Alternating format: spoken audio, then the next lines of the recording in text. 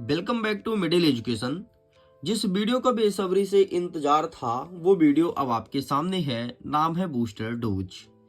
Booster dose से न केवल आप एग्जाम में पास होते बल्कि एग्जाम में एक टॉपर जैसे आप बन के निकलते हो, क्योंकि यहाँ से बहुत सारे क्वेश्चन हूबहू आपके एग्जाम में देखने को मिलता है। इसीलिए क्लास 9 के बच्चों का बार बार एक ही कमेंट था, please give me a booster dose, हमें बूस्टर डोज प्रोवाइड करा दो ताकि एग्जाम के लिए हम वेल प्रिपेयर हो जाएं।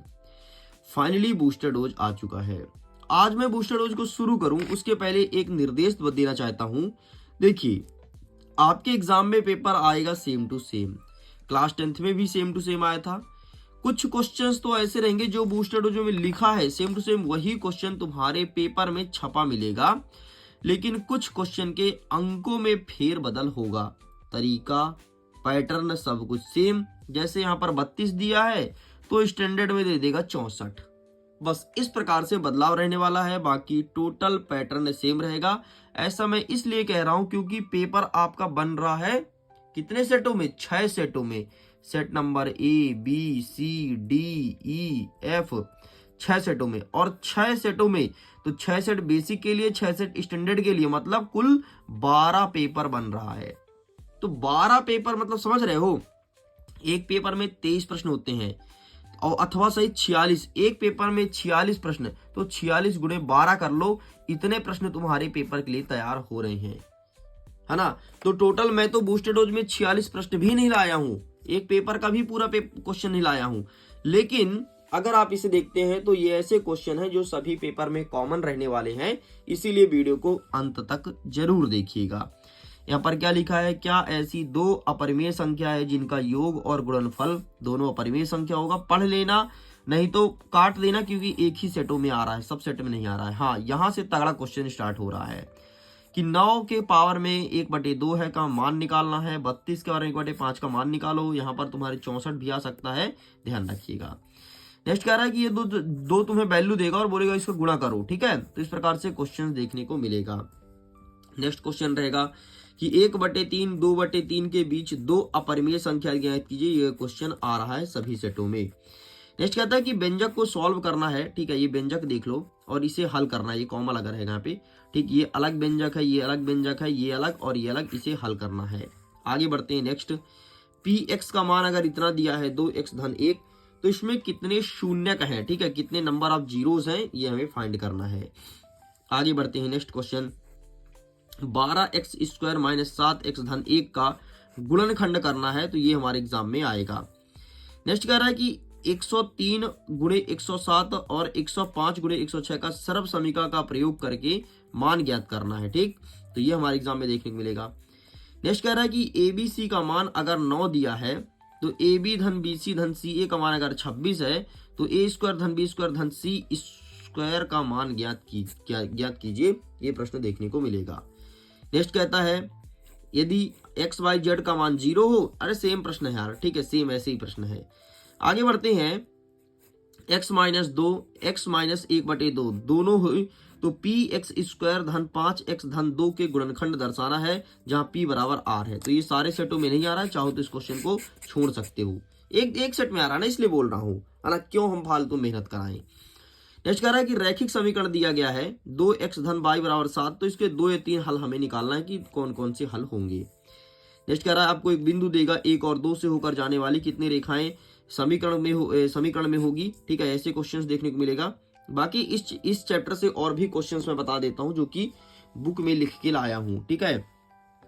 निर्देशांक ज्यामिति वाले पार्ट से पूरा का पूरा प्रश्न रहेगा। यहाँ पर देखो, भुज और कोटि, एक प्रश्न रहेगा भुज और कोटि में, और दूसरा अथवा वाला प्रश्न रहेगा ये वाला कि किस चतुर्थांश में स्थित है। मैंने अपने वीडियो में अच्छे समझाया है, एंड ये प्रश्न 200% देखने को मिलेगा। ध्यान से सुन लो, लिख के ले लो, यही वाला प्रश्न बस, ठीक है। और इसमें जितने हैं ना, तो इसका 4-4 आएगा सभी पेपर में, 4-4 आएगा सारे सेट में।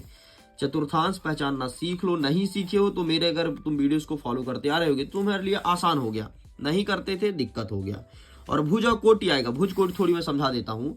जैसे आपको दिया है 3-4, ठीक है, तो 3 इसमें भुज हो गया और 4 हो गया कोटि, मतलब पहला वाला भुज कहलाता है, पीछे वाला कोटि कहलाता है, और ये एग्जाम में देखने को मिलेगा।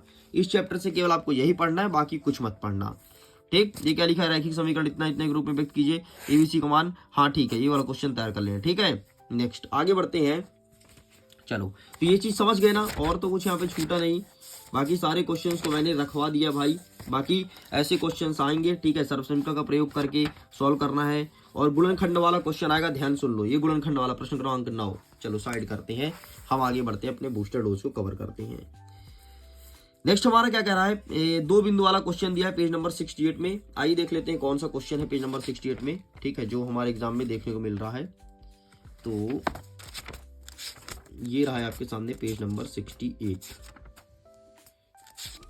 ये वाला, ठीक, ये रहा 3 प्रश्न, प्रश्न नंबर 1, 2, 3, बस यही 3 तुमको पढ़ना है। ठीक है, ध्यान सुन लो, 1, 2, 3, बस इतना तुम्हें पढ़ना है और यही आपके एग्जाम में देखने को मिलेगा।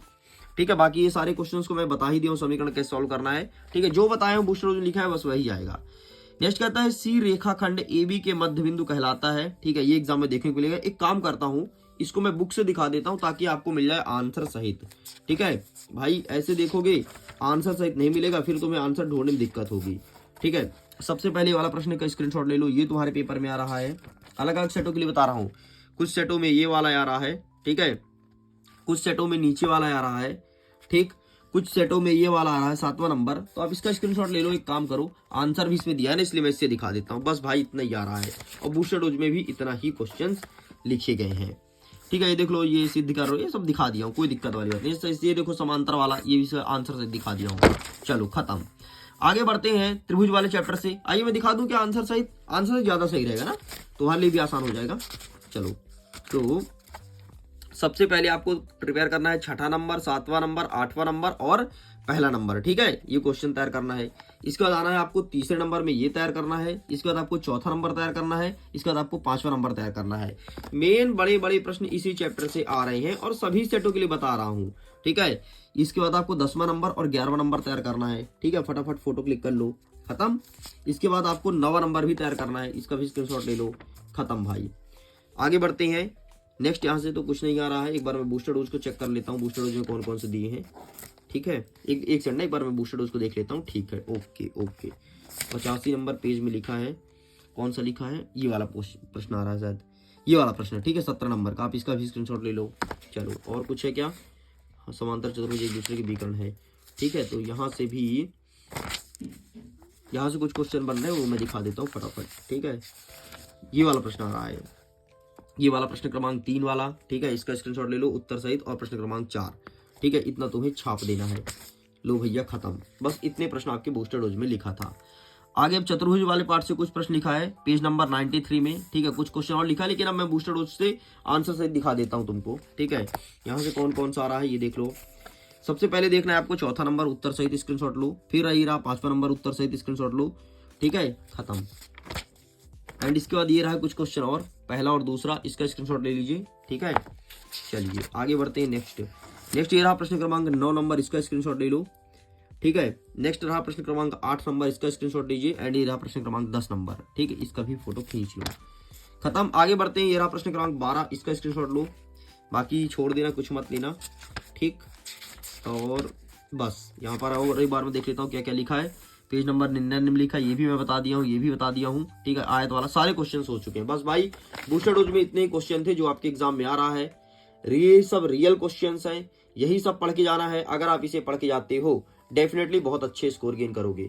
और एक चीज बता देता हूँ बेसिक वाले बच्चों के लिए, नहीं तो चिल्लाएंगे कि सर आपने बेसिक का नहीं बताया। ऐसे क्वेश्चन देखने को मिलेगा, ऐसे रहेगा, ये बॉक्स पैक रहेगा, एक काला रहेगा, और बोलेगा बताओ कितने भाग इसका भरा हुआ है, तो बताओगे 1/4 भाग भरा हुआ है।